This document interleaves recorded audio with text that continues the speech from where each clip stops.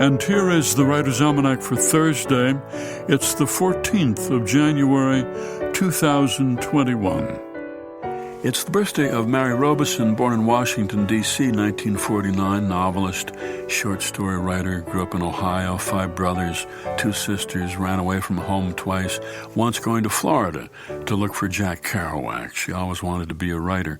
She wrote a short story called Sisters. The New Yorker published it in 1977, and within a few years, Mary Robeson began to be lumped in with writers like Raymond Carver and Amy Hempel. Came out with a few collections in the 80s, An Amateur's Guide to the Night, Believe Them, and then in the 90s was struck with a terrible case of writer's block. For about 10 years, didn't publish much of anything. And then she started driving around in her car with a tape recorder and just saying things whenever anything came in her head, and then going home and writing them down on note cards. The result was her book, Why Did I Ever? A very short novel told in 536 very short chapters.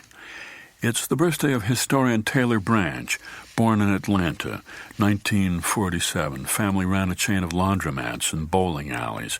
He grew up with no interest in politics until he saw the famous photographs of police dogs attacking civil rights protesters in Birmingham.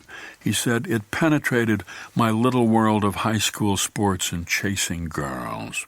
And he started to learn about the civil rights movement and Martin Luther King Jr. And it's the birthday of the novelist Anchee Min, born in Shanghai, 1957. Her father taught astronomy, and under the Maoist regime they were suspected of being bourgeois intellectuals.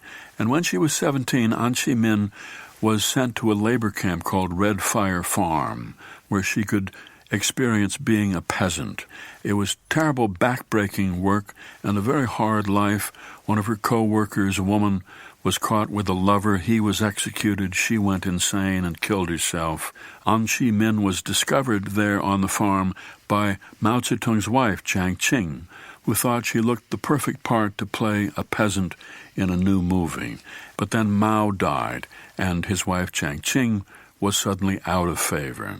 Anchee Min had a friend who helped get her to this country, though she didn't know any English, but she watched Sesame Street and Oprah Winfrey and Mr. Rogers and learned. Wrote a memoir about her experiences in China, a book called Red Azalea, a bestseller in 1994.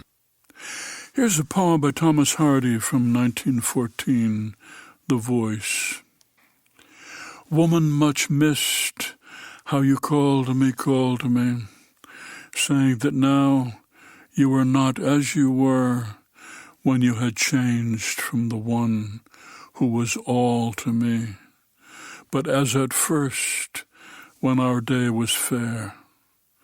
Can it be you that I hear? Let me view you then, standing as when I drew near to the town where you would wait for me, yes, as I knew you then, even to the original air-blue gown? Or is it only the breeze in its listlessness traveling across the wet mead to me here? You being ever dissolved to wan wistlessness, heard no more again, far or near.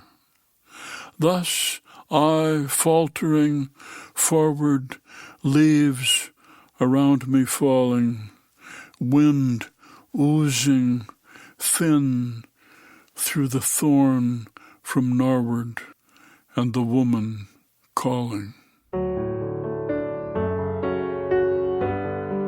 A poem by Thomas Hardy, The Voice. That's the Writer's Almanac for Thursday, January the 14th, funded by donations from listeners like you, now available on PRX for distribution by your local radio station. Be well, do good work, and keep in touch.